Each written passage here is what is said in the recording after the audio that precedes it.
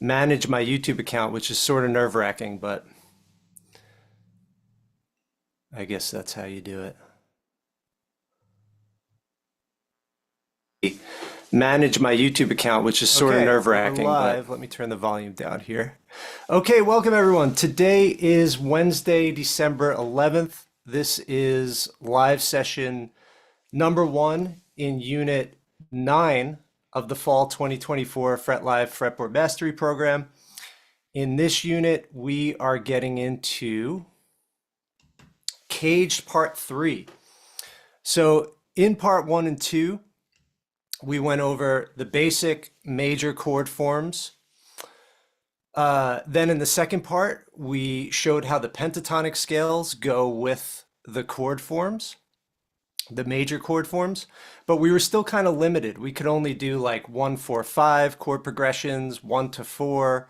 Everything was major chords, when as we know, most songs are a mixture of major chords and minor chords. And so now in this session, we're going to see how we could use the CAGED system to apply it to both minor and major. So how can we use the CAGED system for both minor and major? How can we see both the relative minor within each shape and the parallel minor of each shape? So we're going to look at one CAGED shape, and we're going to see how there's a minor chord and a major chord and a minor pentatonic scale and a major pentatonic scale in that shape. And then what we're also going to do is see how we can take one major chord and make it minor, or take one major shape and make it minor. So that is the difference between relative and parallel. As we go through them, there's going to be plenty of time for us to get creative. I'm going to make some loops. We're going to go over each shape and its usefulness. We're going to talk about how to find the relative major and minor very easily. We're going to go through a key. So once we understand both the major version and the minor version of a chord form, we can actually make it go through a key by playing all the chords in a key. And we could do that by using one chord form through the entire, like moving it up the neck through the key, or we can stay in one position and use a combination of different shapes. So we're going to go through all of that. And then we're going to see if we could put a few chords together like we did in the last session. So building complexity as we go along. One chord or 2 chords to 3 chords and so on. And then at the end, well, if we have time, we'll do a creative activity. And then at the end, we're going to put everything together. We're going to go over dyads first, where instead of just playing a triad, we're going to take out the 5th and just play roots and thirds. And I'm going to show you a couple of examples of how we could do that. And then we're going to play a song at the end that kind of puts all this stuff together. So lots of great stuff. So let's dive into it. Here we go.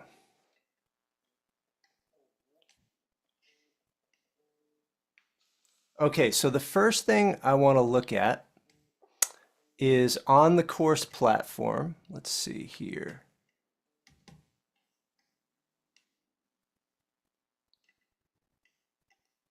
Let's check this out, the minor side of CAGED.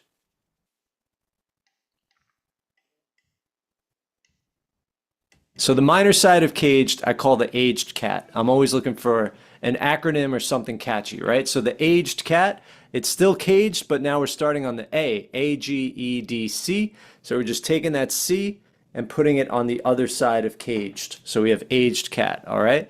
So here's how this works. So we're going to start by applying the concept of relative major and minor, which we did with diatonic and pentatonic scales, with the CAGED chord shapes. And what results is what I just said, the minor side of CAGED becomes the aged cat. So let's go through all the examples. So if we start with C, the C major shape and its associated pentatonic scale go along with the A minor shape, which has the same associated pentatonic scale. So if I play that scale to a C major, and now same thing to an A minor. Right? and we know that A minor is the relative minor of C. So in this case, it works out that the shape name is the same as the relative major and minor. Some of them work out that way, but no matter what, we're going to find the companion minor shape by finding the relative minor of whatever the root of the chord we're playing is. So there we go. C shape, A minor shape, and the arpeggio. Okay, so that's just seeing it in action, but now let's move over to our CAGED blueprint, where what we have on the same page on the top is going to be your major shape, and then on the bottom is going to be your relative minor. So as you can see, these are the same notes. The notes are not different. What's different is that we've changed the context of the notes. So on the top, we're looking at a C major chord, and we're looking at a C major pentatonic scale, right? So the solid notes are our chord tones. 3, 5, 1, 3, 5, 1, 3, 5, right? And then the translucent notes are the notes we add to make the pentatonic scale. So we add that second, we add that sixth,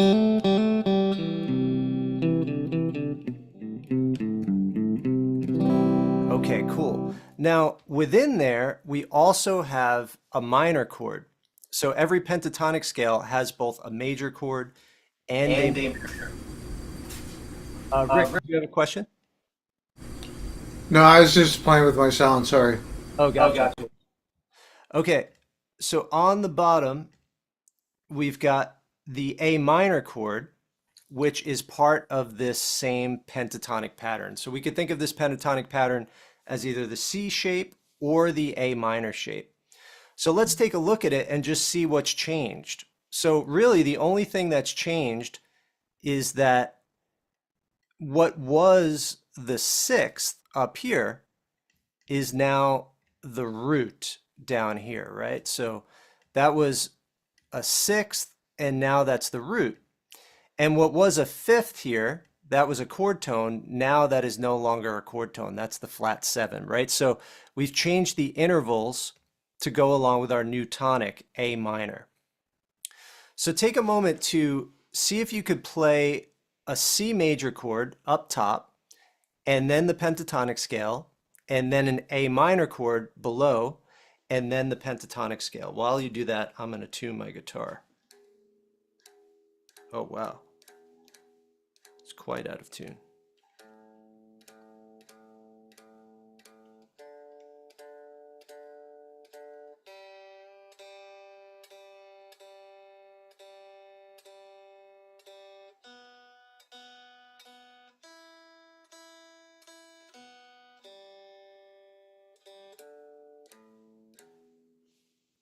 All right, there we go. So up top, we've got C major, and then the C major pentatonic scale.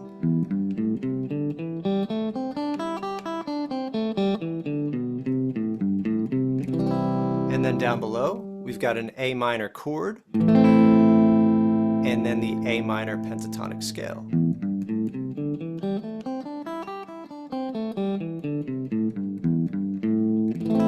Right? They sound totally different if I think of the A as the root note versus the C as the root note. And being this is an open position, let's also look at it up here on the 12th fret, which is up on the neck, right?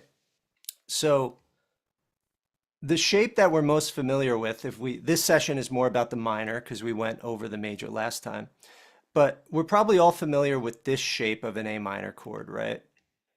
And this is the movable bar chord shape that we're probably familiar with, right? So I've got my open A minor, and then I've got my A minor up at the 12th fret, right? But remember, we have these other chord tones that we want to become aware of. So for instance, the open E string, that's putting the 5th in the bass. So when you play an A minor chord, you could have that open E string. And then when you play an A minor chord as a bar chord, you could bar the 12th fret of the low E string. that 12th in the bottom, to put that 5th in the bottom. Right? And then if we think of our full arpeggio, like we did last week, from the lowest note of the arpeggio to the highest note, let's see if we can just play all the chord tones in this position. So I'm going to go 5, 1, 3, 5, 1, 3, 5, back down, 3. And when I say 3 in this case, it's a minor third. 1, 5, minor third, root 5. And then I'm going to try the same thing up here. I've got 5, 1, minor 3, 5, 1, minor 3, 5, minor 3, 1, 5, minor 3, 1, 5. Right? And just like with the major shapes, we have multiple triads here. So I've got this triad, which is here. I've got this triad.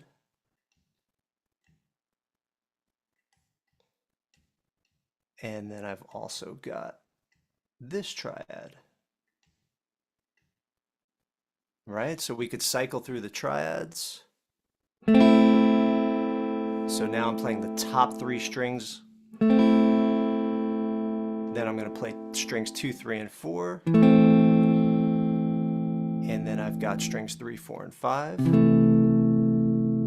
And then I've got just my movable shape. I'm going to go up on the neck to the 12th fret, play the top 3 strings. Pay special attention to where my root note is on the G string. I'm going to play the second triad circled in red.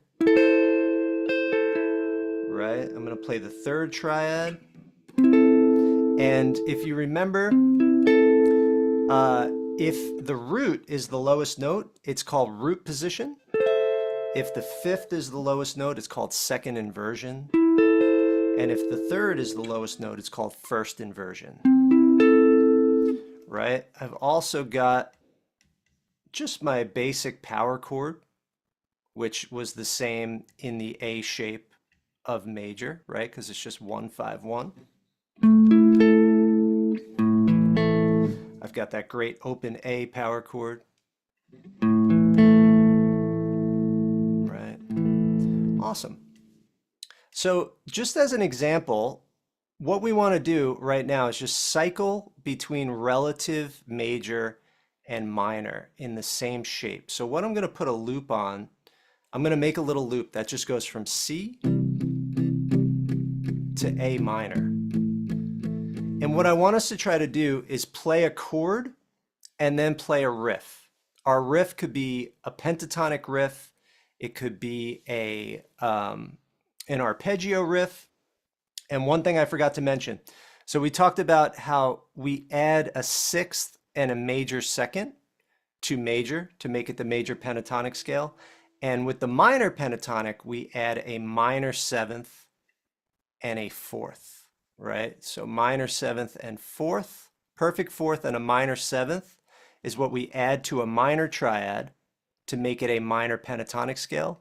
And a major 6th and a major 2nd is what we add to a major triad to make it a major pentatonic scale. All right, so moving over to the looper. Let's try this out. I'm going to go C major for 8 beats and then A minor for 8 beats. 1, 2, 3, 4.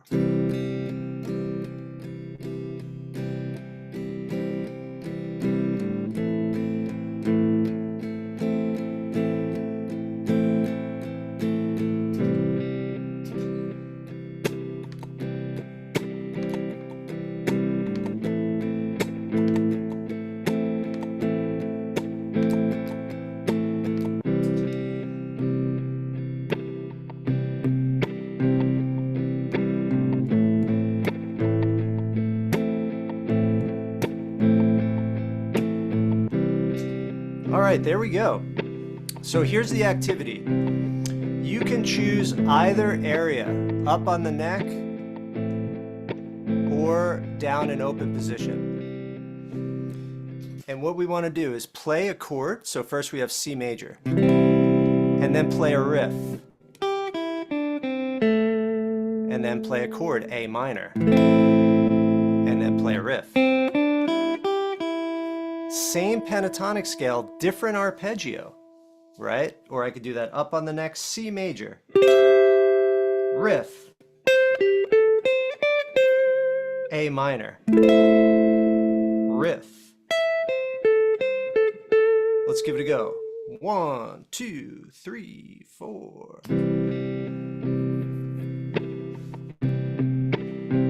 And now down to our A minor. C major.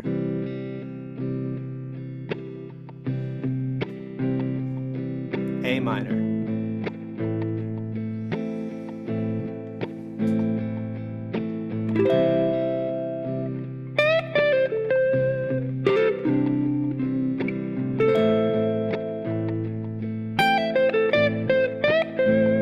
C major.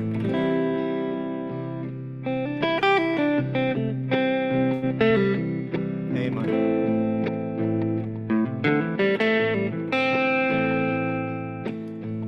C major. A minor. C major.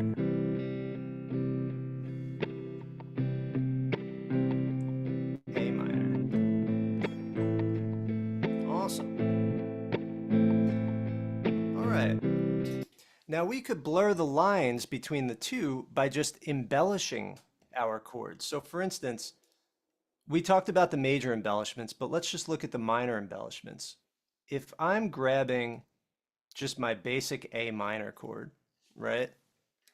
I've got a free pinky, and my free pinky can grab that minor seventh. It could grab that perfect fourth.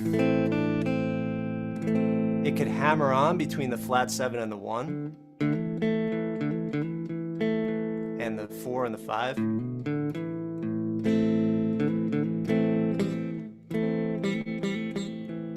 Right? As a matter of fact, if I just leave off the root for the flat 7, some of you might know that that's an A minor 7 chord. If I just play.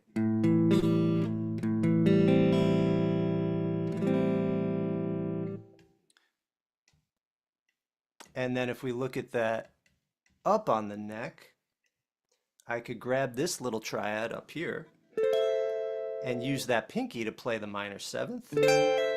Use the pinky to play the 4th. Oops.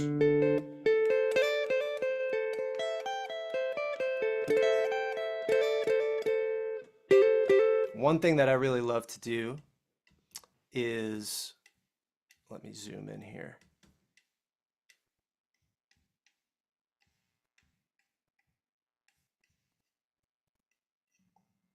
So one thing I love to do is grab, where did we end up here? Am I in the wrong key now? Ah, wait.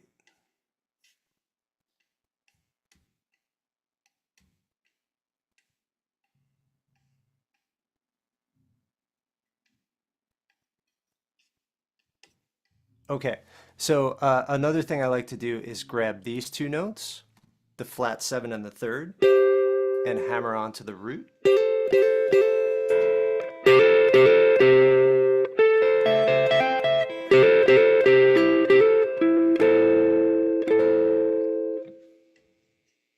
Yeah.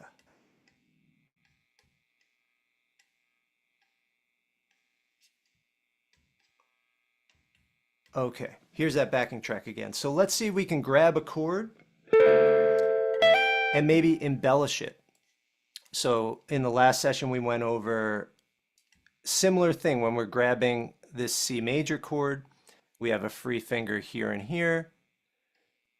And then if we're grabbing this A minor chord, we have a free finger to hit these pentatonic notes. So let's try something similar. Here we go. 1, 2, 3, 4.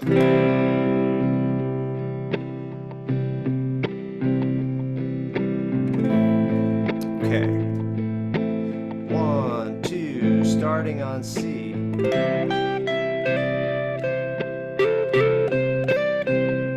minor. There's only a one note difference. Notice that. So in the triad, there's only a one note difference between those two chords, right? A C major chord is C, E, and G, and an A minor chord is A, C, and E. So notice how these two notes are the same.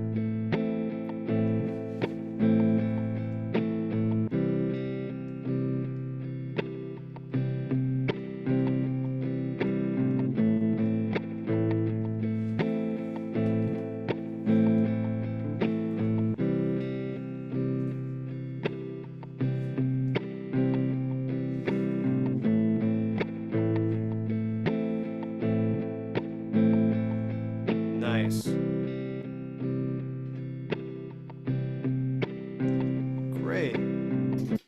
Any volunteers want to try playing C in the C shape, followed by a riff, and then A minor in the A minor shape, followed by a riff?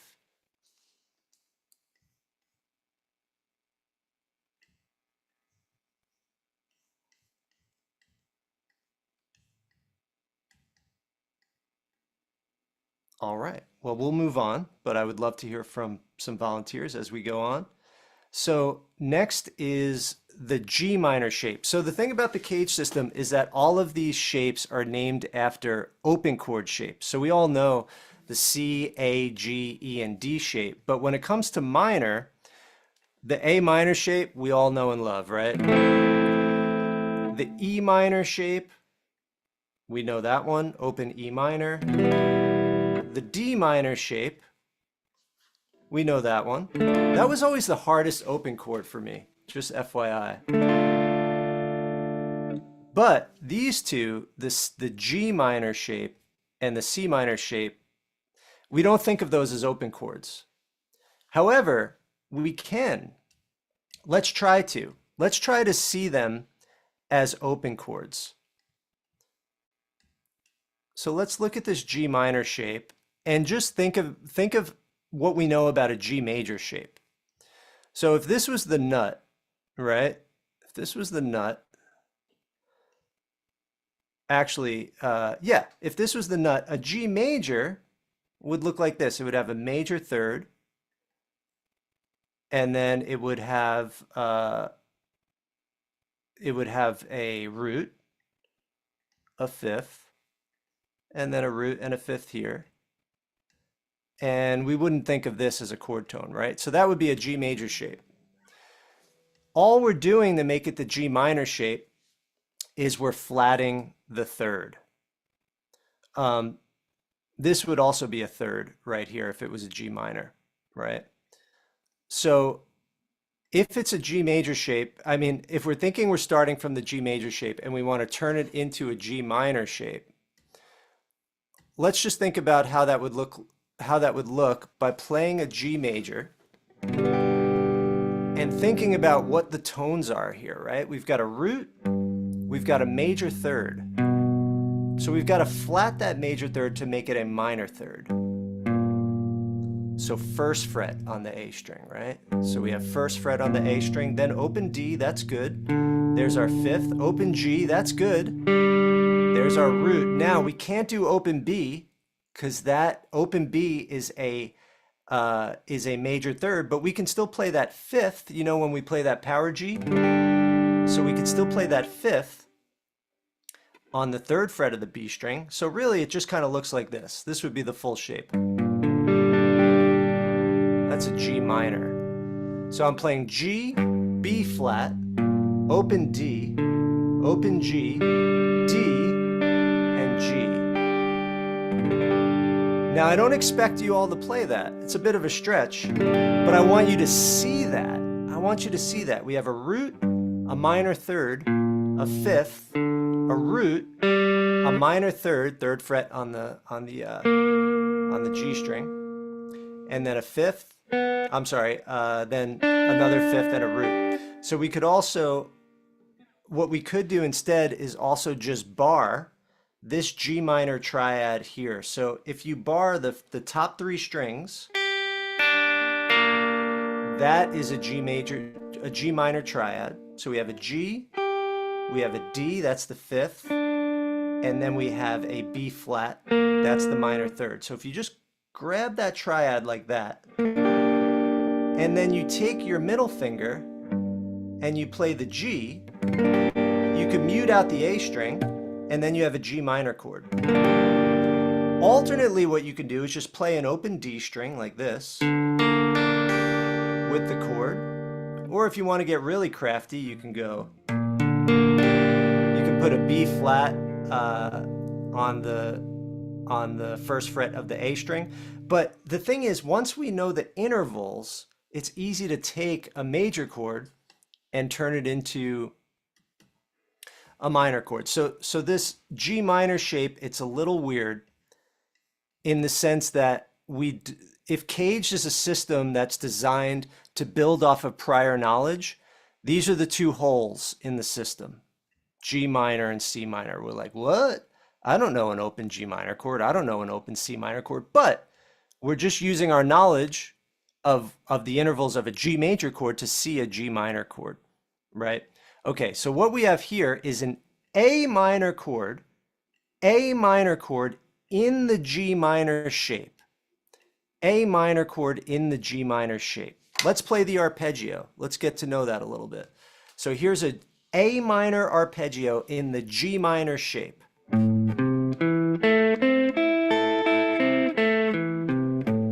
Right? I'm just playing through that arpeggio. And we've got all sorts of little goodies here. By goodies, I mean triads. We've got this nice little triad right there, right? 1, 3, 5, minor 3, 5, right?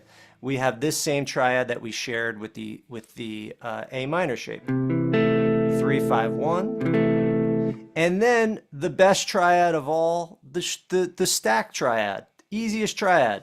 We're going to take a little pause to play a song using just this triad. I'll show you in a second. So if we just play that little triad up top, there is a G minor triad. Okay, and what is the pentatonic scale that goes along with that? Well, we could think of it as either the G minor shape or the A shape.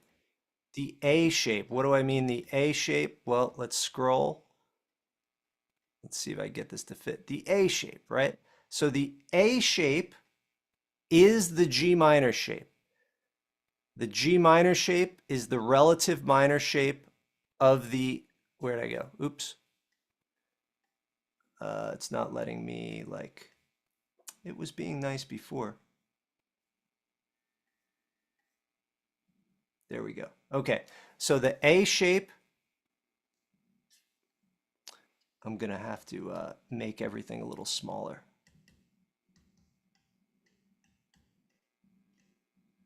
Oh, that's too small. Okay, there we go. All right, so the A shape and the corollary of the A shape, the relative minor shape, is the G minor shape. So if I wanted to play my full arpeggios here, I would have C major in the A shape.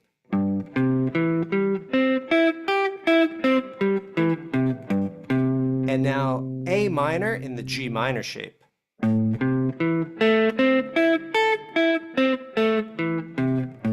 Can you do that?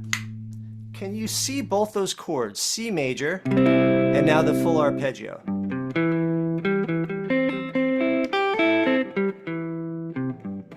And then G minor, and then the full arpeggio.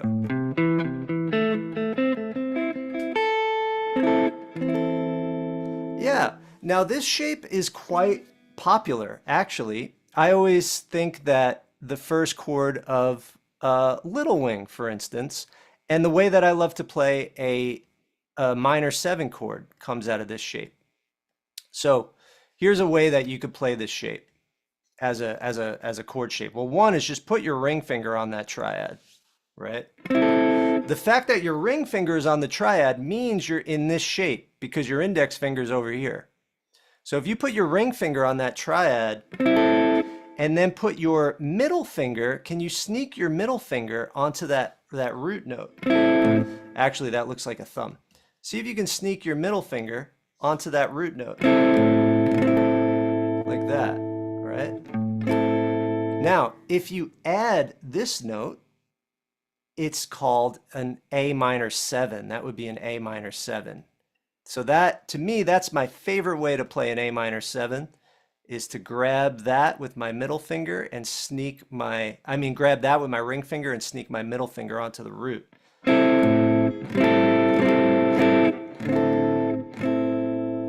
Right? You could also grab the fifth and your pinky, like that.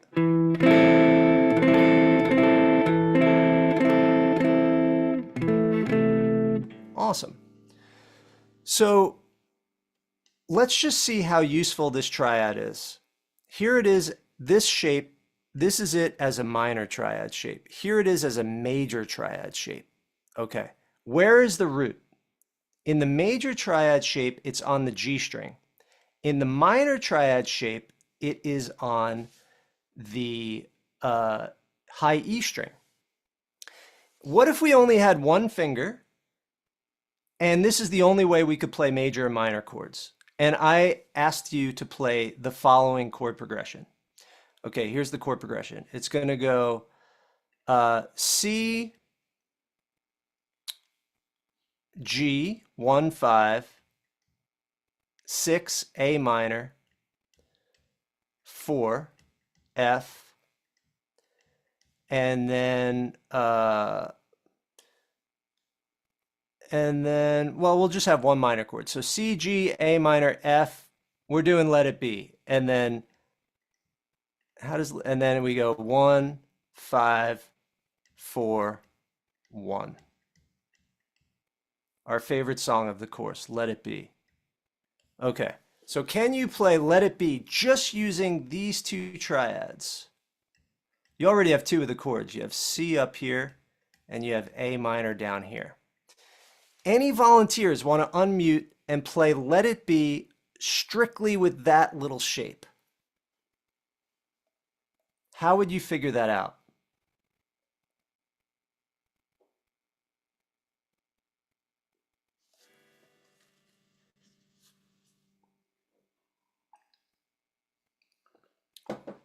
I'll demonstrate without you seeing my fingers. So I'm only using my index finger. I'm going to use my index. All right, so we've got C. When I find myself in times of trouble, Mother Mary comes to me, speaking words of wisdom. Let it be, let it be.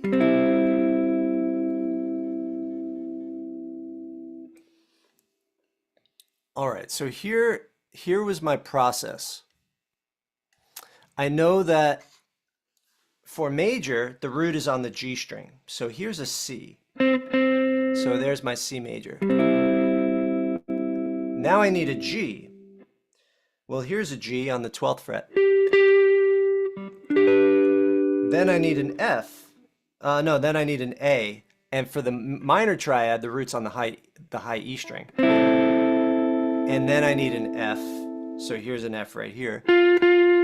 Now, if you haven't memorized the fretboard yet, you can look to the A string. If you know the A string, let's say you're on the C. And then you got to find a G. If you don't know that G is on the 12th fret of the G string, just see the full A shape, right? And just take the triad from the A shape, right? Because here's G in the A shape.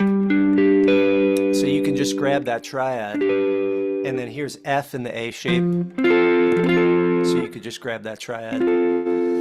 So if we put it all together, 1, 2, 3, 4. When a C goes to the G, goes to the A minor, goes to the F. C, G, F, C.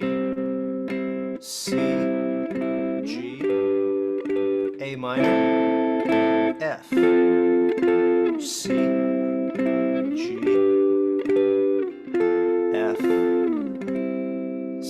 right? Sort of like an open tuning in that way, because everything is just on one fret. Okay, so there's our G minor shape, which is really great that way, that it has this triad, which is also part of the E minor shape. But if you're playing this triad with your ring finger, which I often do, then that means that it would feel most natural to come into this pentatonic scale, right? So let's just do a little bit of an experimentation again. Let's maybe use these tones for our A minor chord, and then these tones for our C major chord, and we'll toggle between playing a chord and playing a riff, right? Or maybe you want to focus on this nice low A minor triad right here. You know, this like, and then maybe focus on this 1-3-5 for the major triad. So watch this. So I'm gonna focus on those two triads for like my riff. So watch this. 1, 2, 3, 4.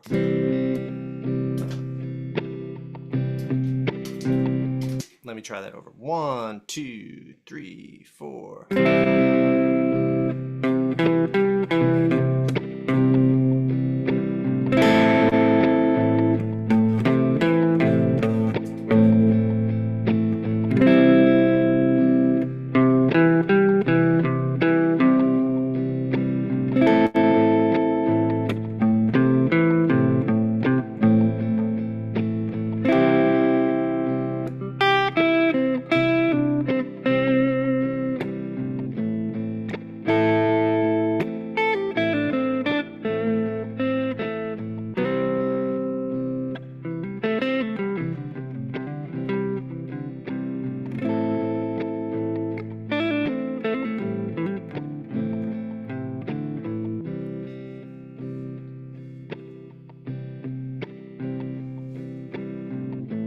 Nice.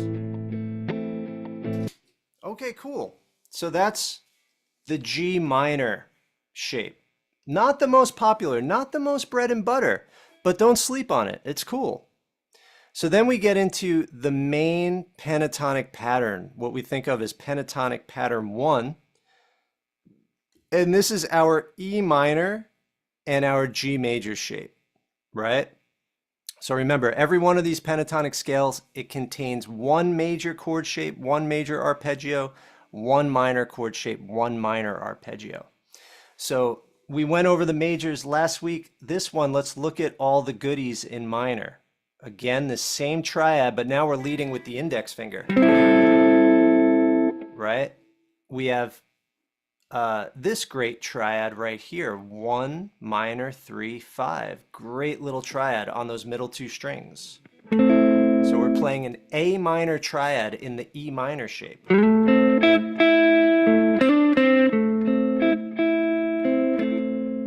Super cool, right? Again, well, we won't get one moment, and then we'll get into the little embellishments that we could add. Then we have 5-1 minor 3. Let me use another color here. 5-1 minor 3. Great little triad. 5-1 minor 3. I hope that's not my recording. Someone's recording.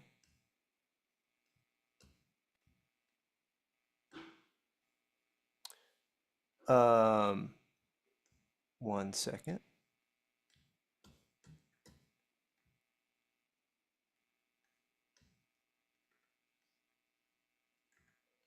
Okay, I think we're still live. So at least that will definitely be saved. So that's good. All right. So then we have 5-1 minor 3. And then last but not least, we have 3 minor 3 5-1. So of course these, the lower string triads are going to be sort of less useful as a way to just play the chord. Whereas these full CAGED shapes are our bread and butter, right? So our full CAGED shape is this. You know, that's how we learned to play an A minor chord up on the neck. Probably the first way we learned to do it, other than the open position, is to just play, is to just bar across that fifth fret, put your middle finger and put your ring finger and your pinky down on the A and the D string, and there's your E minor chord, right? But once we start to deconstruct it, we see these other little shapes there. And we might not even realize we've got that minor third right there too, as well. And then we've got that minor third here as well. But so all the stuff that we said about the Hendrixisms over, let's say, this chord are also true over this chord, right? So think you're Jimi Hendrix, or you could think of it like this. Like this would be the major version and the minor version. So what we could do is play a chord progression that goes from C to A minor, and we could do something like this. Okay, so C is going to be like this, right?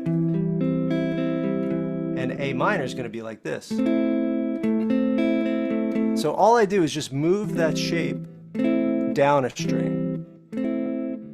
C, A minor, C, A minor, C, A minor. So C is 7th fret of the A string, bar the major triad. And excuse me. And then A minor, 7th fret of the D string, and grab that minor triad. Right? So I can go like this. I'm going to try to get a little Hendrixy on it. So I've got let's see.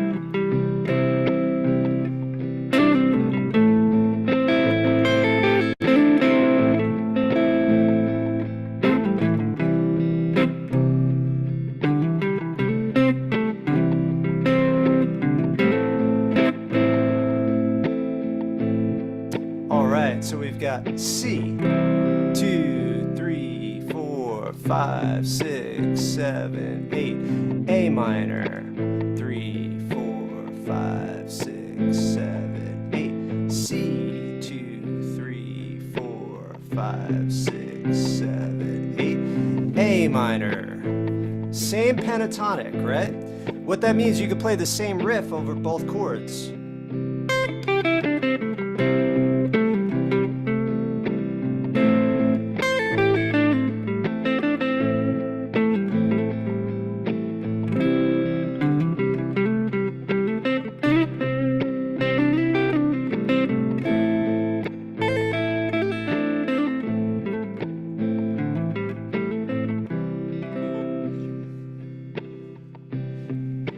Right, so I'm just embellishing with the full pentatonic scale.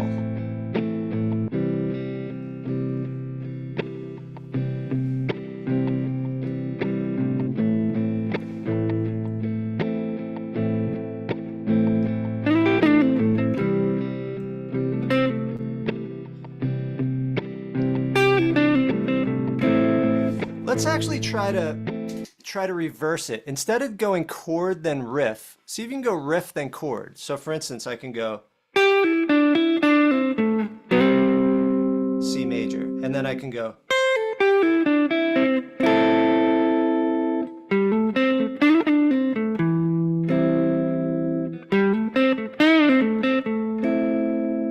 right, so like a riff landing on a triad.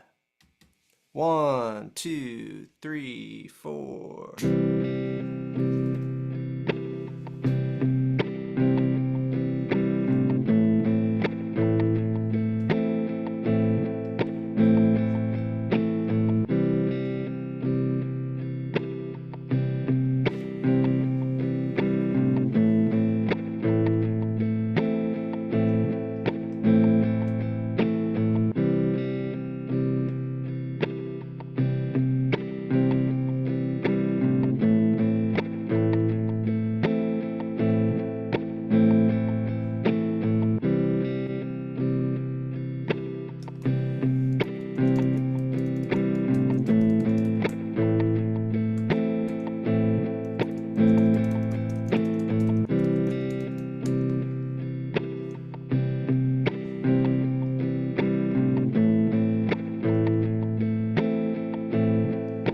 bass.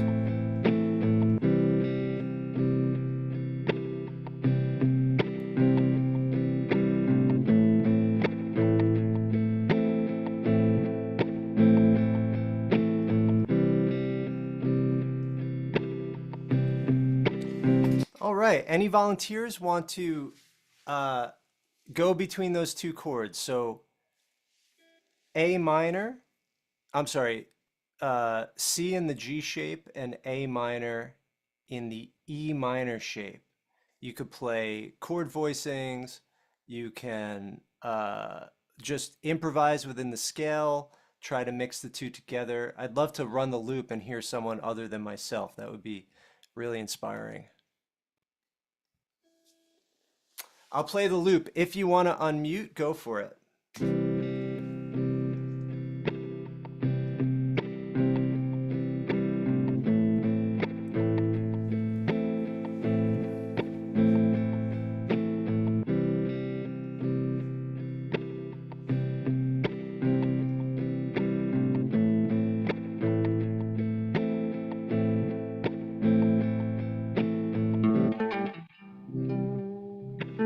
Yeah.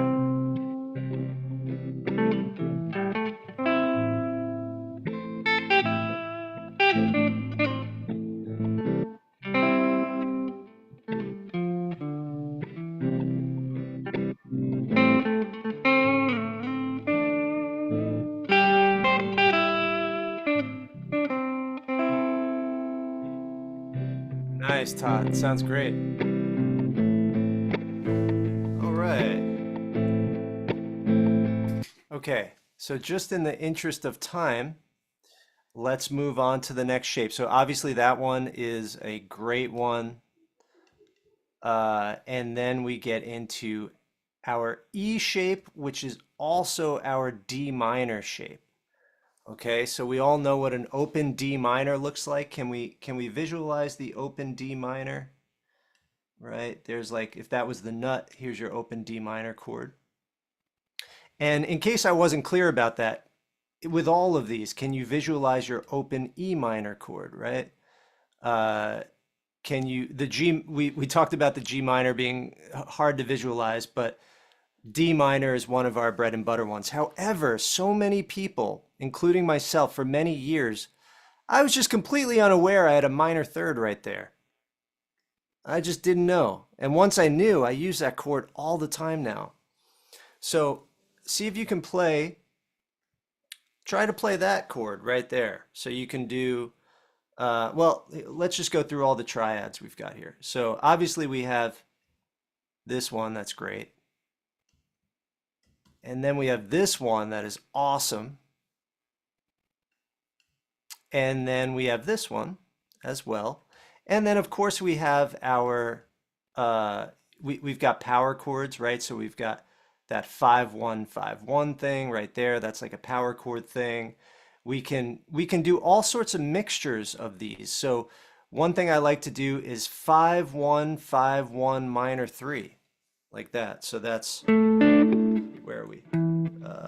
We're doing A. Yeah, so, right, you get 5 strings with that. That's a 5-string chord.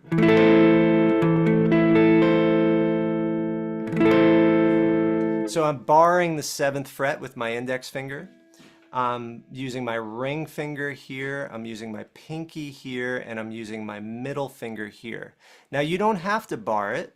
This can be an easy chord, just fingertip chord. Just do a fingertip chord like this, and it's super easy, right? The D shape as major was annoying and hard. It's the one that doesn't make sense, right? But as a minor shape, it's perfectly in position. 1 finger per fret, right? That's a great minor chord.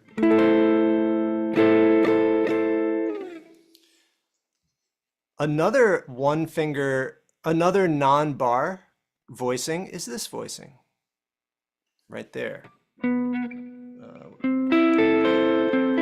Putting the 3rd in the bass.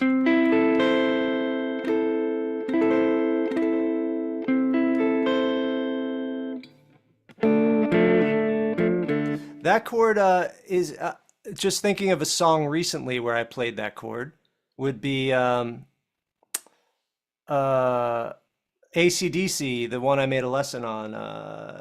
You Shook Me All Night Long, right? So the intro of that song goes. So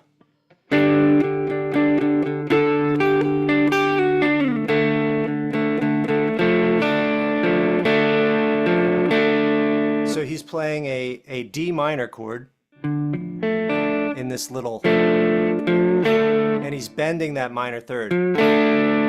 So he goes.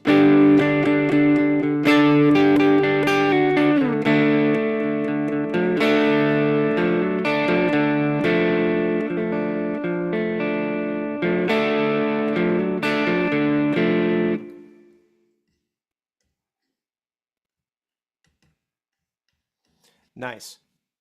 So this one also goes along with our House of Blues right here, right? It's our House of Blues shape. So if you're thinking, let's say we're playing an A minor blues, right? We're playing an A minor blues. And I'm just going to lay down an A minor chord. So we got our,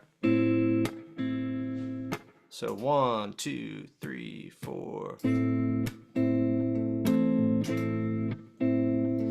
And now you want to play a chord voicing up in the House of Blues. Well, you've got,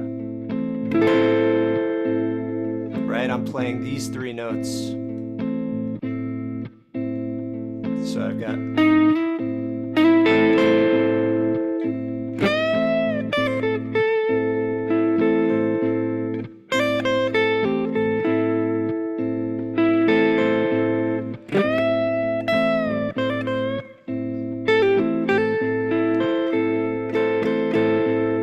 okay, now I'm going to move down to this triad.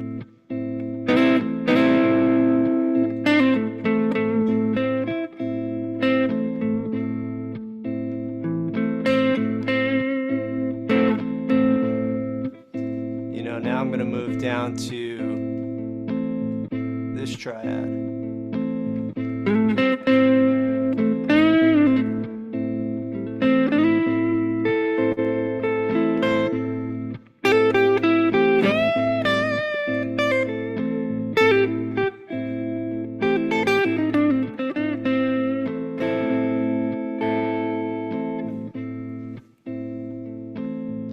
Nice. And then as major, which we went over last week, we also have the major triad in there, and that's just this shape. So we have both the minor triad and the major triad in this little House of Blues shape right here. So let's see if we can go between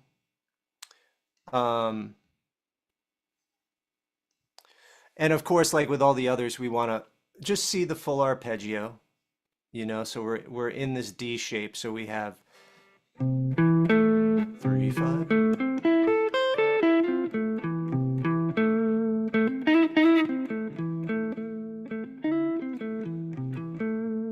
Okay, so let's see if we can go between C major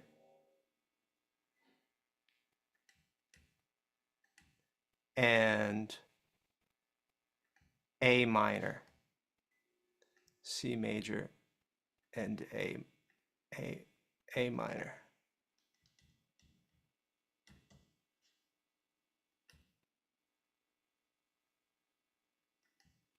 Okay. I'll put on a little loop.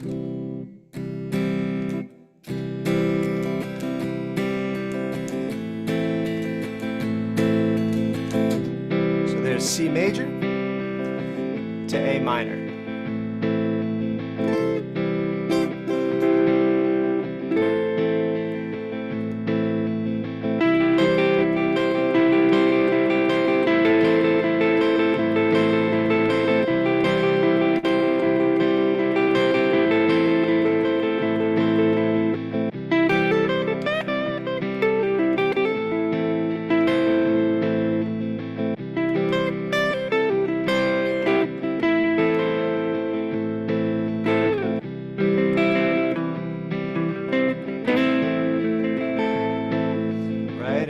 to sneak your way back over here, you could do that too.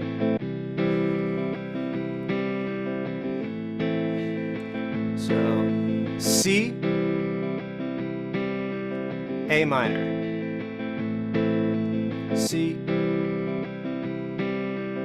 A minor. Now, of course, it gets confusing when you're like, you know, you're thinking, he keeps saying A minor, but it says D minor, and then he says C, and it says E. What the heck is going on? Which chord is it, right? Everything here is just C major. Everything here is just A minor. It's just that we call this the D minor shape because it looks like a D minor.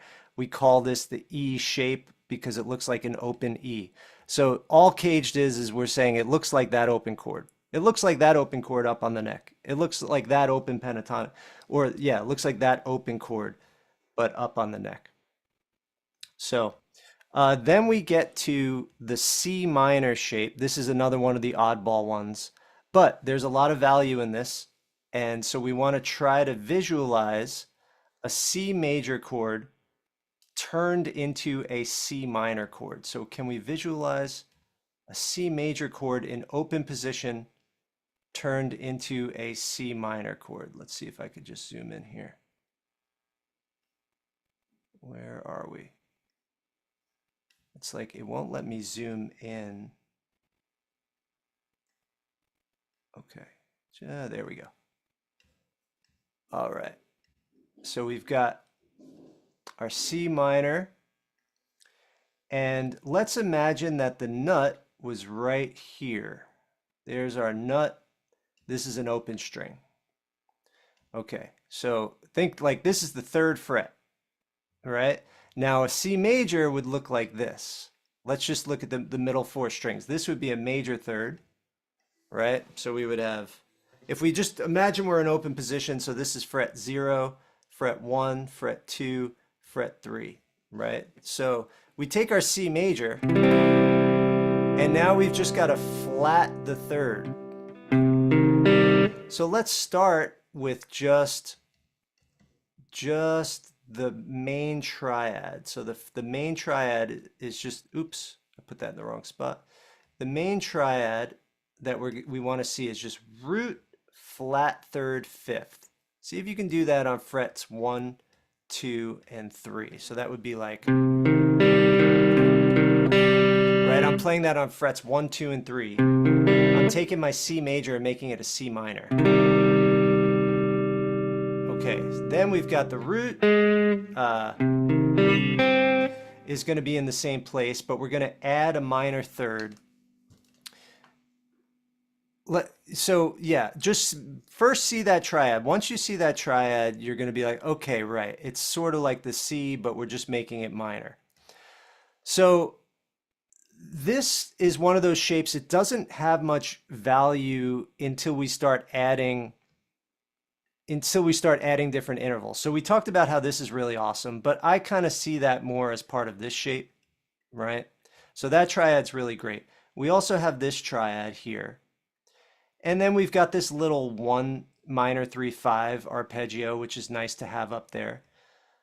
Like, so in other words, sometimes if I want to play the major blues scale, I like this little thing because you could add, the minor blues scale. You have the flat 5 right here. So I love that. So that would be like.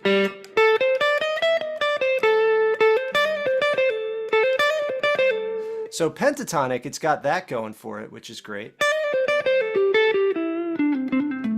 As we know, pentatonic, this is also the pattern that has this 3x2, which is also awesome.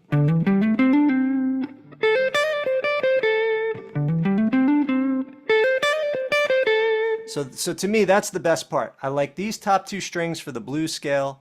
I like these bottom 3 strings for the symmetry and the 3x2. But as a place to play chords, at just basic minor triads, I think of this as part of this generally. But when you turn it into a 7th chord, for instance, like one really nice 7th chord voicing would be root, minor 3rd, flat 7 and 1. That would be an A minor 7th chord, and that would be like this. Very pretty chord. So just like with the D shape in major, we kind of were like, I don't really like it so much just for a major triad. But look how it comes to life when we change the intervals around. It's the same with this shape. Once we start adding intervals, we want to really be aware of the shape, because then we have the freedom to really see the intervals in that shape and turn it into new things. So that is relative major and minor. And I know this one we didn't do the same activity. Let's play a chord, play a riff. But just in the interest of time, I want to move on to now talking about parallel major and minor. So this is relative major and minor. Our C shape is our A minor shape. Our A shape is our G minor shape. Our G shape is our E minor shape. Our E shape is our D minor shape. Our D shape is our C minor shape, right? So let's just visually look at it for a second. Okay, maybe just play through the pairs. So here's my C major shape, and then my A minor shape. Here's my A shape with a C major chord. Here's my G minor shape with an A minor chord. Here's my G major shape with a C major chord. And here's my E minor shape with an A minor chord. Here's my E major shape playing a C major chord. Here is my D minor shape playing an A minor chord. Right? Here is my here's my D shape playing a D major chord. Here's my D shape playing a C major chord. And here's my C minor shape playing an A minor chord. And then moving back to the beginning, up at the 12th fret, here's my C major shape playing a C major chord. And here is my A minor shape playing an A minor chord. Awesome. So that is what we want to see and be able to use very freely. Now, can we take any one of these shapes and turn it into a new chord? Turn it into either a major chord or a minor chord. So let's say I start in the, let's say I'm in the E shape, for instance. So I'm in the E shape and I want to play a C major chord. How do I make this a C minor chord? Okay, I just have to flat my third. So I flat my third, and then it becomes, it goes from a C major to a C minor. When I flat this third, I'm actually going to put it over here. And then I have a flat third, right? Now, in doing so, I'm creating the E minor shape. So the pentatonic scale changes. I hope we see that, right? So if let's say now I'm just playing this chord right here. So I took see if you could play a C major followed by a C minor. So I lift up my middle finger. I have my middle finger here and I just lift it up. But obviously the moment I make it into an E minor chord, it goes from the E shape to the E minor shape, right? So here's a great test right now. And let's actually open up a fretboard diagram so that we make sure we really could own this concept.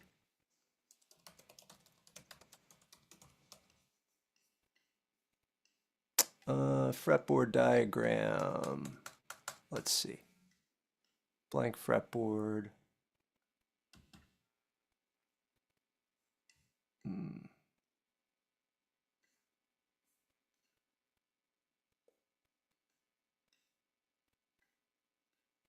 Huh, I thought I had a bunch of fretboards in here. That's what I have to search. Blank fretboard.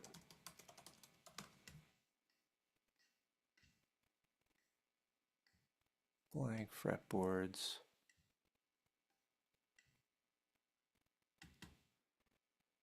No.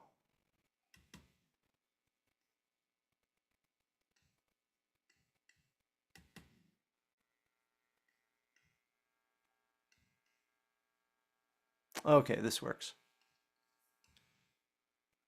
We're in Photoshop, but that'll do.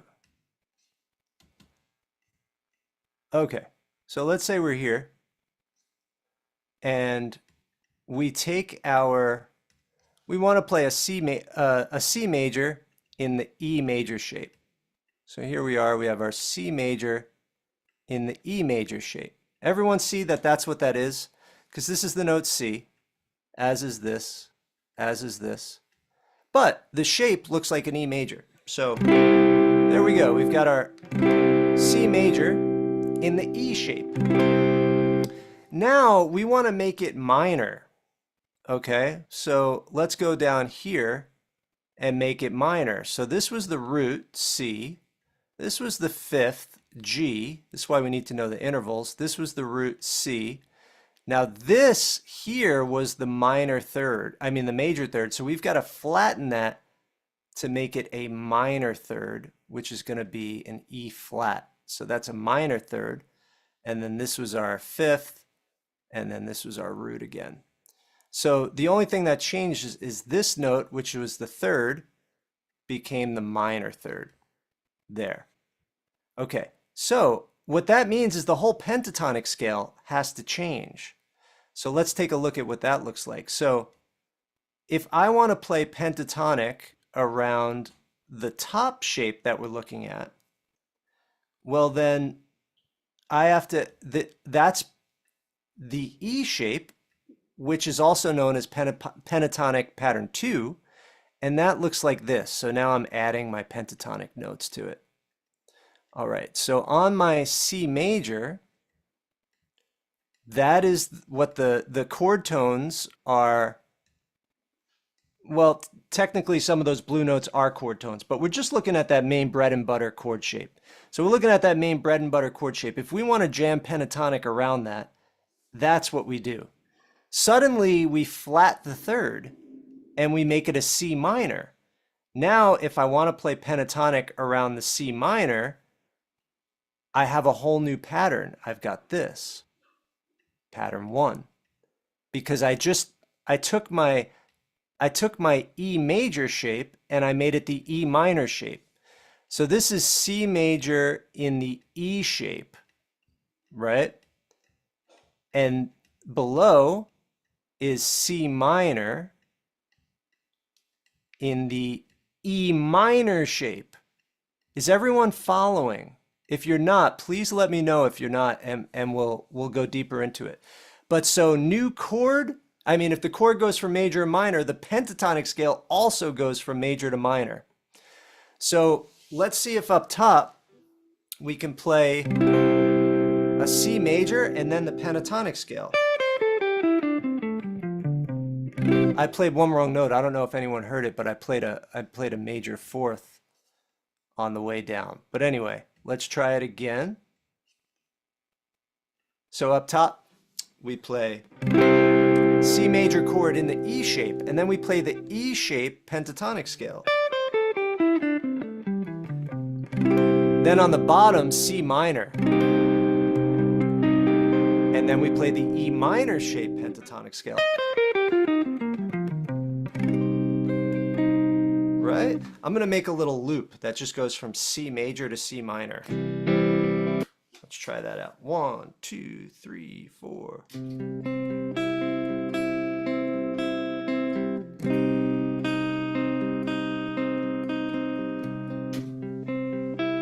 So this is C major, and that's C minor. So I've got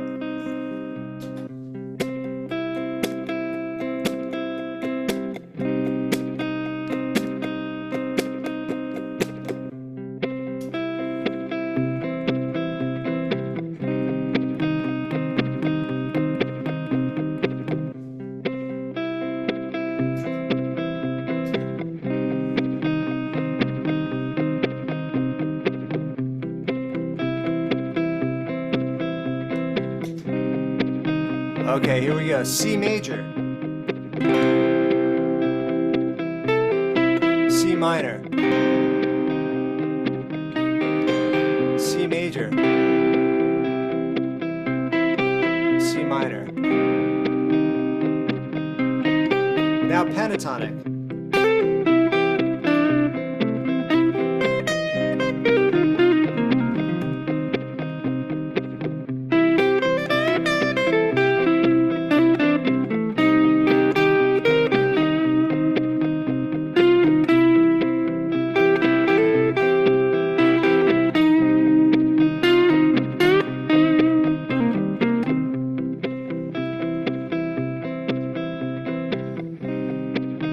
Yeah, cool. So we want to be able to do that with all of these patterns. Actually, let's stay there for a second. So let's say we had a C major in the A shape. So this is C major in the A shape, right? There's our full arpeggio. And then now we want to make C major in the we want to make C minor in the A minor shape, right? So let's see what we're doing. This first we need to know the intervals. 5, 1, 3, 5, 1, 3, 5. If we know the intervals, we're all set. So here we have 5, still the same. Here we have 1, still the same. Here we have 5, still the same.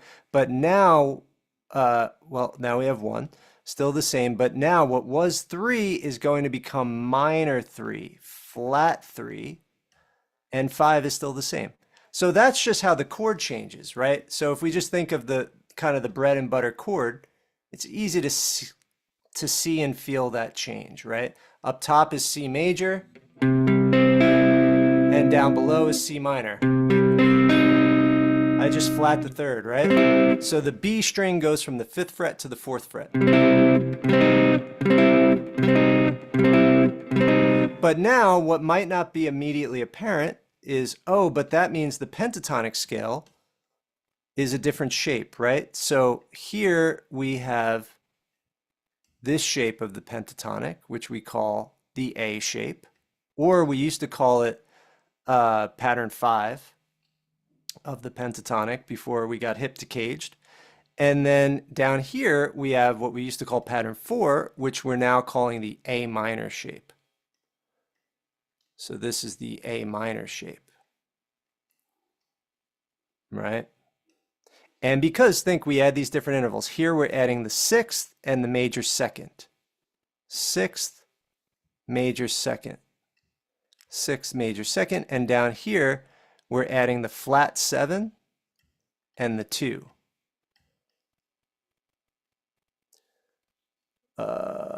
What? I'm sorry. Where are we? No, sorry. We're adding the flat 3 and we're adding the 4 and the flat 7. Let me fix this. Where's my eraser? There we go. Let me get my right color.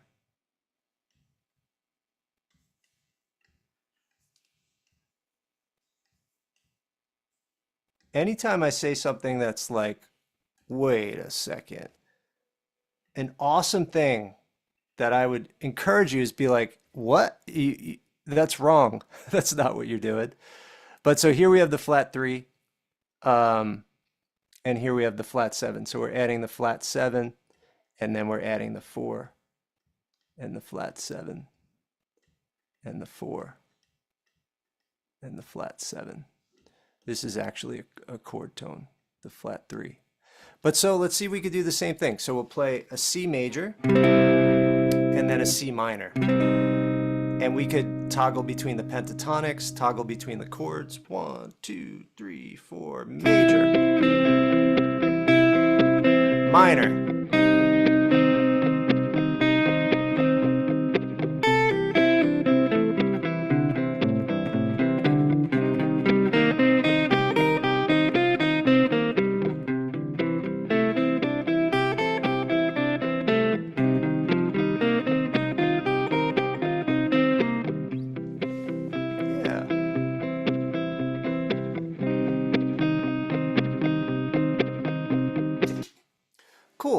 So another thing that we want to be able to do is, let's move over to that blueprint again, is take any one of these shapes and move them through a key, right? So let's say we wanted to use the D shape and the D minor shape. So there, see how those triads are so closely related? They're the same, except the one on the bottom has a minor third. Can we play the key of C, right? So we have the key of C. Can we take the key of C and move it through the entire key using these two triads? There's going to be a little surprise at the end when we have to play a diminished, but we're going to figure it out. So here's what I mean. We're in the key of C. We want to just stick to the top 3 strings with that one triad. Here's a C major chord. What's the second chord in the key? So we've got to go back through the course. 1, 4, 5 major, 2, 3, 6 minor, 7 diminished. So we start here. We've got C major. Then we move up to D minor. Those two we know, right? C major, D minor. Okay, what comes after D minor in the key of C? E minor. Where's my root? It's on the B string. So I move up to an E. Now I have an E minor. What comes after E minor in the key of C? F, up 1 fret. F, but it's major. Right? What comes after F? G, major. What comes after G? A minor. What comes after A? B diminished. Who could figure out how to play B diminished? We didn't talk about it, but you can if you know the intervals. Remember, diminished has a flat 5. So if this is A minor, this is B minor. How do I take B minor and make B diminished? Well, the 5th is where my middle finger is. I just flat it, and now I've got... I just bar the 10th fret and put my ring finger on the 12th fret of the B string. Like that. It's almost like the major, but just move that down, right? Because the 3rd's flat and the 5 is flat. Right, so this is B major, and this is B diminished. B major, B diminished. And then C. So this is what you want to be able to do.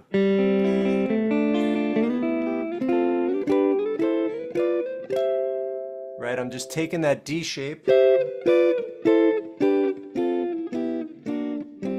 and moving it through the key.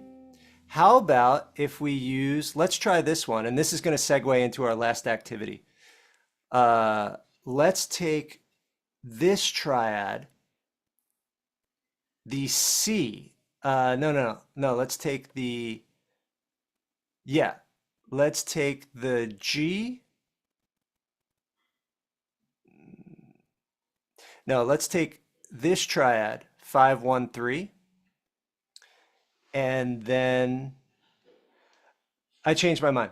Let's take this triad, stay in the C shape, 3, 5, 1, and then the C minor shape, which is flat 3, 5, 1. So these are the two triads we're going to work with, 3, 5, 1 and flat 3, 5, 1. And then when we get to the diminished, we're just going to lower this note to there. So watch this. We're still key of C. We're just moving to the next string group. So I've got this. There's my C triad, right? On strings 3, 4, and 5, or 2, 3, and 4, counting toes to nose. Just so you could see how it looks up on the neck, let's play it at the 12th and 14th fret. Right? So C with your middle finger, 13th fret of the B string, right? Index finger on the 12th fret of the G string, and then ring finger on the 14th fret of the D string. Right? Now that is 3, 5, 1, 3, 5, 1. Let's move it back to open position. 3, 5, 1, 3, 5, 1. That's the notes E, G, Let's move that through the key. Watch this. C major. Now watch D minor. Look at that, D minor. So D minor is going to be 3rd fret on the D string. There's your minor 3rd. 2nd fret on the G string. There's your perfect 5th. And then 3rd fret on the B string. There's your tonic. So the tonic is on the B string. So let's pay special attention to the B string. C, D minor, E minor, up a whole step, F major. Look how F major looks, right? Because we have a major 3rd right there. This would be minor 3rd, major 3rd, minor 3rd. Okay, we're up to F, G, up a whole step, G major. A minor, up a half step.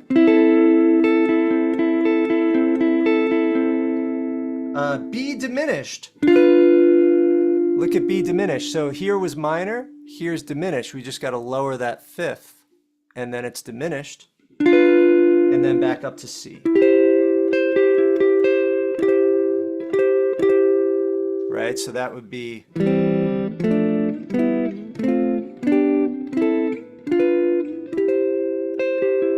okay. Now I know I'm going fast because I want to wrap it up and make sure I hit everything. We're going to learn a riff. If you could stick around, it should be a fun way to bring everything back together. And what we're going to do for this riff is we're going to do this thing called sixths, where we're going to use the C shape and the C minor shape, but we're going to, or you could think of that as the D minor shape, right? We're not going to play the fifths. We're going to leave the fifths out. And by doing so, it blurs the line between playing a chord and just harmonizing a melody. So if I did the activity that I just did without the fifths, it would sound like this. It would sound far more melodic. It would be like this. I'm just going to play it with my fingers, or hybrid picking. I'm going to go.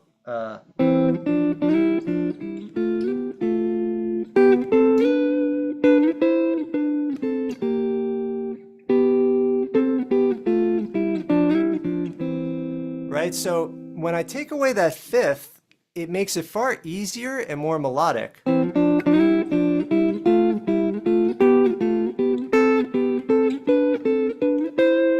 So I'm just running through the key with those triads. However, I'm leaving out the middle note. And why is this called a sixth? Well, the absolute distance between the third and the root, if you think of the third as the starting point, is a sixth, a minor sixth. So that's why it's called sixth. So when you hear guitar players talk about running sixths, which they often do, they're often putting the tonic at the top or the root note at the top, and they're putting either a major third or a minor third on the bottom. So that being said, this is the riff we're going to learn. It's by Ray LaMontagne, and it's called, Let It Be Me, Ray LaMontagne. I know a lot of the patrons here have done this song many a time, so you're probably pros at it already. But so here's how it goes. So 1, 2, 3.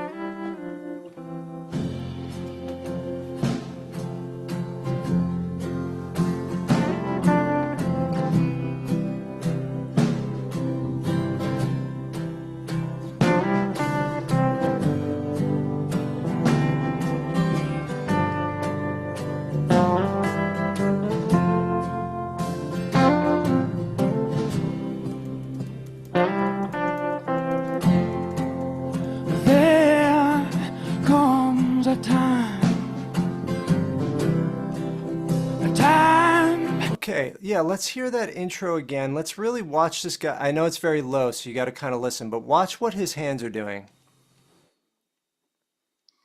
It's also shot on a potato, but...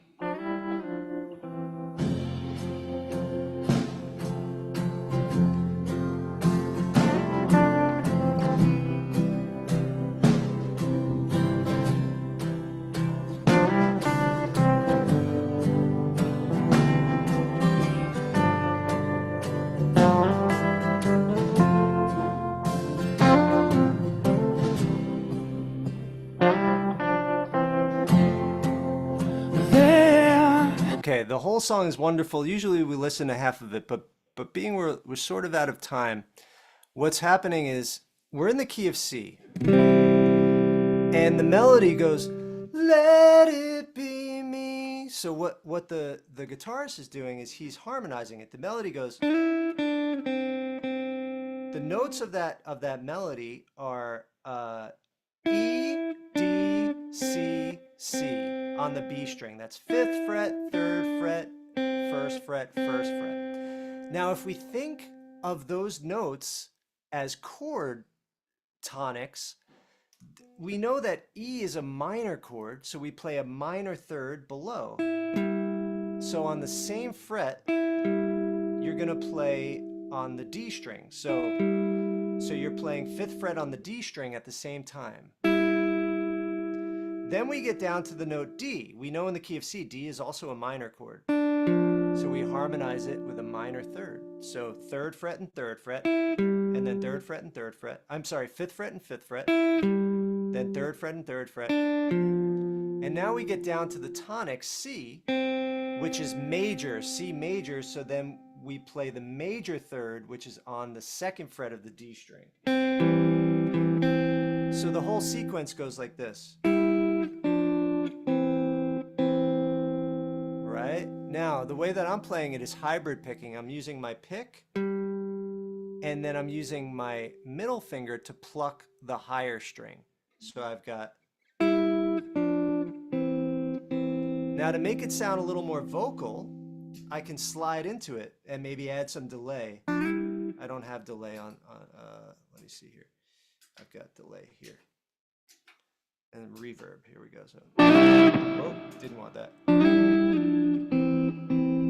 Right, so I'm gonna slide the 3rd fret to the 5th fret, backslide, or, and then land on the C, right? So I've got, now, the song starts on the 4 chord, F. So he goes, and then he plays an F major 7. And F major 7 is just play this F triad with an open E string. There's your 7th. So we've got, let it be me. Like that. So, let it be. Okay, then he does it again, and then to a C, but a C major 7. So how do we play a C major 7? Just take a regular C and lift your index finger. So we've got, and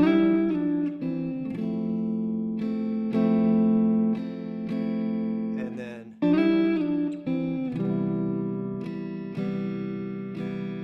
now we do it one more time, and then play a G.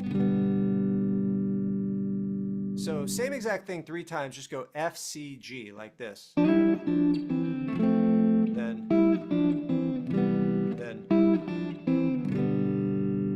right? So let it be me, F triad.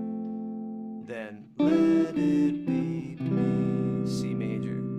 Then let it be G. Now watch what he does. He goes.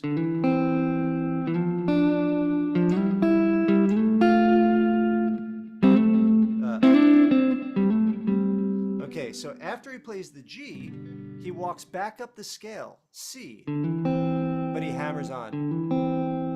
Right? Again, that's 6th on the C. Now, up again to the D, the 6th, that's going to be minor, because D is minor. Up again to the E, going to be major. Going to be minor, D minor, E minor. Then up to an F major, the 4 chord, right? So watch this sequence, C major, D minor, E minor, F major. And then he does this cool thing, which is straight out of this pentatonic cage thing we're talking about. So after he gets up to the F, he goes,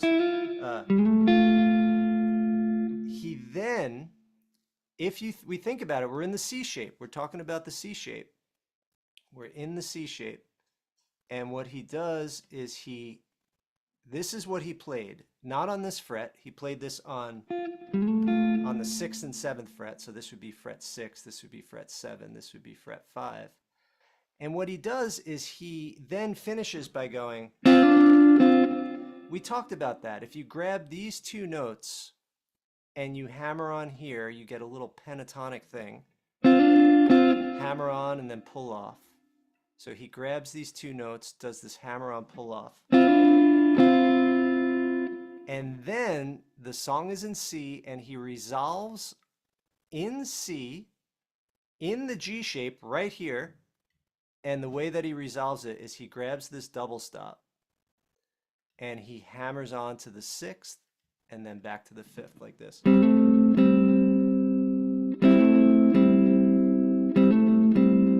So he goes. Now let me show you exactly what I mean. So the ending, he goes from the C, he goes D minor, E minor, there's your F, and now he goes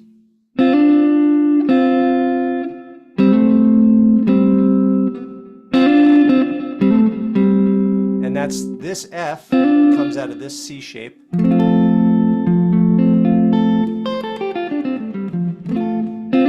And then this C comes out of the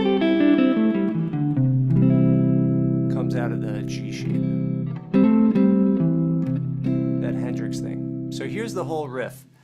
1, 2, 3, 4, 5, 6. 1, 2, 3, 4, 5, 6. 1, 2, 3, 4, 5, 6. 1, 2, 3, 4, 5, 6. 1, 2, 3, 4, 5, 6. 1, 2, 3, 5, 6.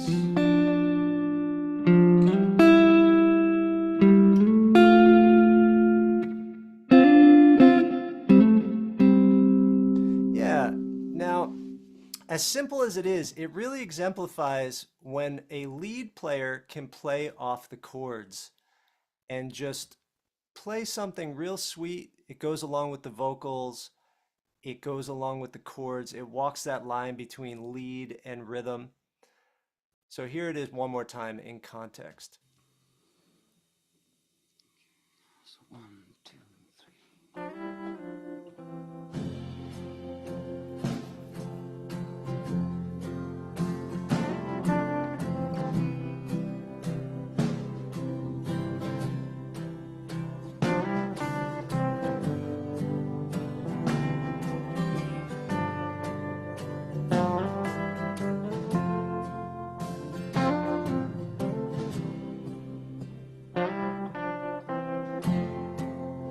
There comes a time. Yeah. All right. Well, I know I was running behind, but thanks for sticking around. I know we didn't get to create a riff together, but I feel like we did a lot of valuable stuff there. Is there any questions or comments about any of the things we went over here today?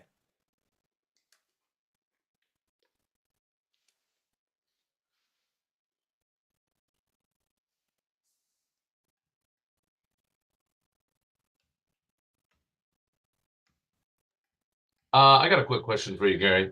Nice. I'm definitely right here at this part, kind of in my development that you're doing today. I've learned kind of the CAGED system in major, and now I'm moving on to the minor. And my question about minor was, I think it was answered today. It was like, because I see a lot of people online doing a caged version of the minor chord. So like they're literally making those chord shapes in the same way as they would do them with the major chord shapes. And it looks like I don't know, is the approach to do that because it does seem like the major cage is a lot more popular than the minor cage. I almost feel like a lot of people don't, I don't know, like they almost treat minor differently because there's so much stuff online about major cage And then occasionally you see stuff about minor caged. I'm just wondering if does everybody do it that way, or is it kind of the way you were doing it today, which is like you learn your major caged and then you kind of use the major to reference minor. You know what I mean? Like you use the relative minor. So I don't know. I guess my question is like, what's the best way to think of minor in regard to cage? Is it helpful to think of it as a you're learning two cage systems, a major one and a minor one, or is it more helpful to just focus on major cage and when you want to access minor things, you always go to the relative minor because you already know the major and the relative minor is the same as the major.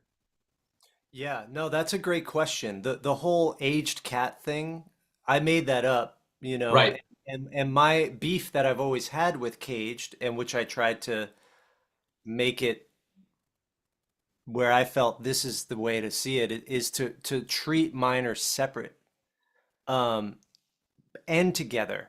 And the reason being is if you just take, okay, to me, the cage system shows a correlation between major chord tones in any position and major chord tones in any one position and their correlating pentatonic scale pattern, and then minor chords in any one position and their correlating minor scale pattern, minor pentatonic scale pattern. So major chord tones and major pentatonic pattern, minor chord tones and minor pentatonic pattern. Now, if you only learn major and you only learn minor by modifying major, like flatting the third, you're not seeing that pentatonic. Now you have to learn the pentatonic correlation separately. You see what I'm saying? Like, let's just say I'm just going to demonstrate if I were to do that. So like, okay, so someone teaches me, all right, this is the G shape, right? It looks like a G. And this is the correlating pentatonic scale, right? And now I want to make that minor. Okay, so then I've got to be like, okay, I figure it out. I figure out how to turn that minor. And now it's the G minor. I turn my major into a minor. Great. But now, how do I know the pentatonic to go along with that? You know what I'm saying? So I feel like if it's all about the correlation between um, if it's all about the correlation between pentatonic and chord tone, we should absolutely do the same exact thing we do with major with minor. And you're not going to see that if you just modify major. If I just modify major to make minor, like, okay, let's do the same. So if I just learn, okay, here's the chord tones. So I just flat my thirds and now I've got minor. You're not necessarily going to see the pentatonic scale. So to me, the first step of adding pentatonics, the first step of addressing minor, therefore, is to see the relative major and minor, meaning in any one of these pentatonic scales, I have one major chord form, one minor chord form. And then I can look at any pentatonic scale and I could see both my major and my minor within that pentatonic scale. And then when I go to modify one of my majors to make it a minor, I already understand, like for instance, if I modify this to make it minor, I end up with this as a pentatonic scale and a chord form and an arpeggio. If I modify this to make it minor, I end up with this. You know what I'm saying? So I don't know if I'm explaining to you clearly my rationale, but I feel like the way that I'm presenting it here is complete, whereas a lot of the ways I see it online is incomplete in that way. Yeah, yeah, definitely. But when I was saying you're using the major cage, I mean to get minor, you reference the major cage. I didn't mean like to go through and flatten all the thirds because that would be harder. I meant like, okay, I know C major cage. So if I want A minor, I just use the exact same patterns. Oh, yeah, yeah. You know what I'm saying? Like it's relative minor. Right, right. The relative minor and major within a shape. So, Right. so in other words, you mean always seeing that these two go together Mhm. and that these two go to, because that's what this is. This is relative. Right. And you're saying this is how you always see it like that? If you do, that's great, because I don't.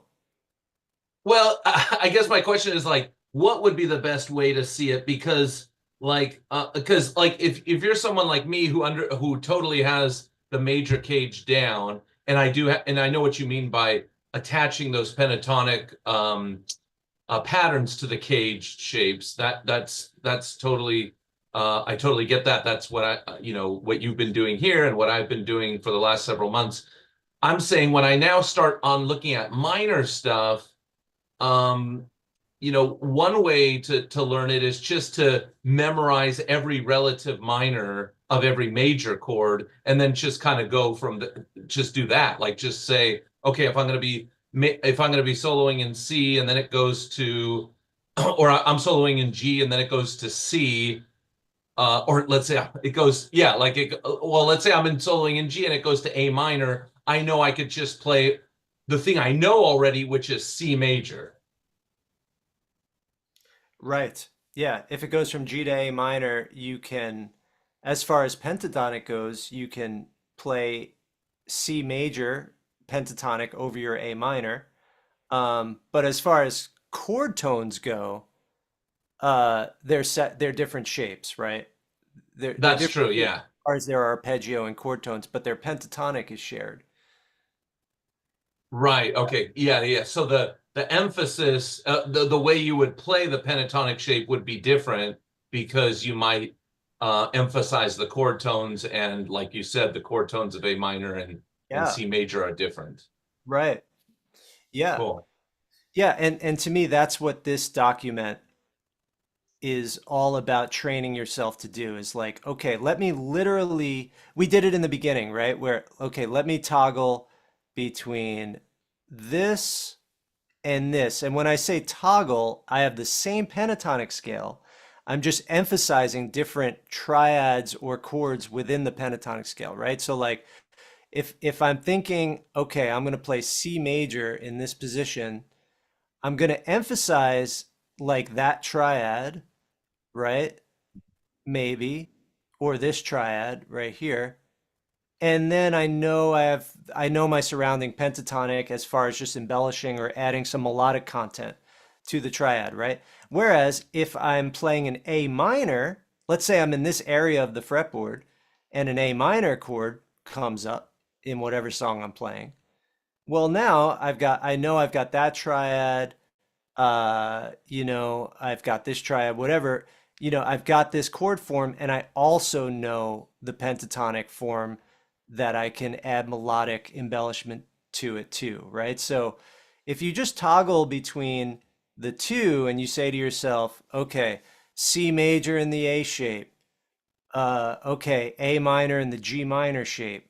And now, you're doing that as part of a sort of like strategic practice session, but then apply it to a song where you're sort of hitting the chords and trying to add some lead ideas, in the context of a song. But I think by just toggling between these two and going through all five, you're really going to see each pentatonic scale as a minor arpeggio plus two notes or a major arpeggio plus two notes, and see them distinctly. See them as part of the one thing, but also see them distinctly at the same time.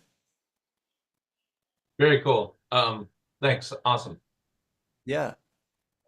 Anyone else have any follow-up thoughts or questions to that, or any other questions or comments?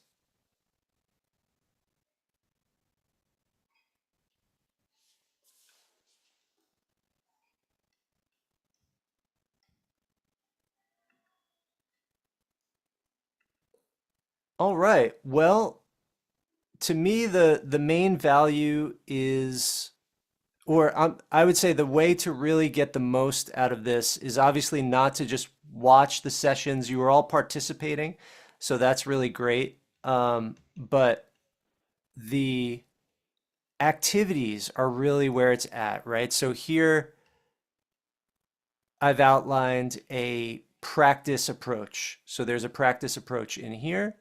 There's practice materials, drones with graphics.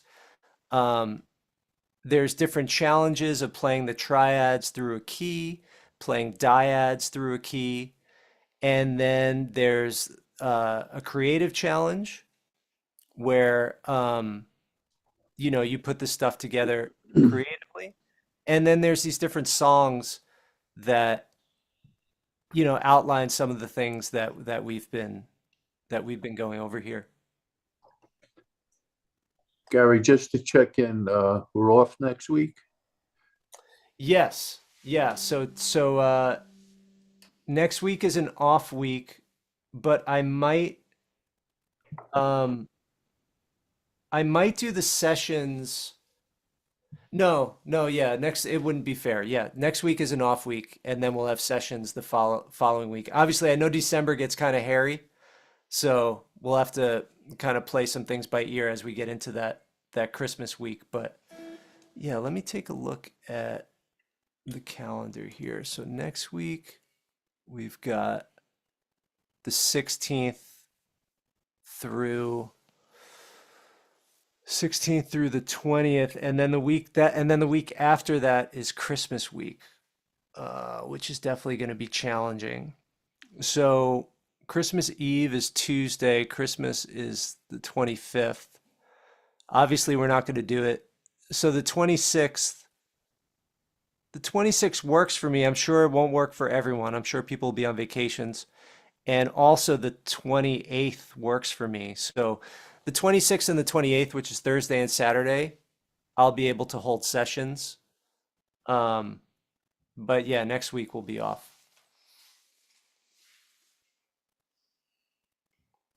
All right. Any other questions or comments? Yeah, real quick, Gary, I wanted to ask, did you put together a YouTube video for that song, Let It Be Me? No, I have not, but I should Okay. because we go over it all the time. Do you All like it? right. Okay. Well, when you do, I'll be looking for it. All Okay, right. that's good. But Thanks. we also have this replay, so that should help. Okay. Mhm. Yeah, Thank you. thank you. All right. Any other questions or comments?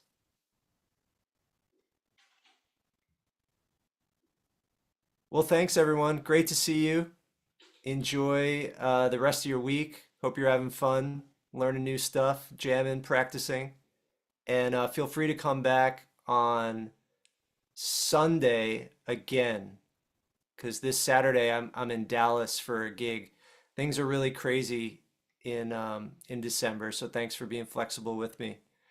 And I'll see you guys soon. Have a great rest of your night.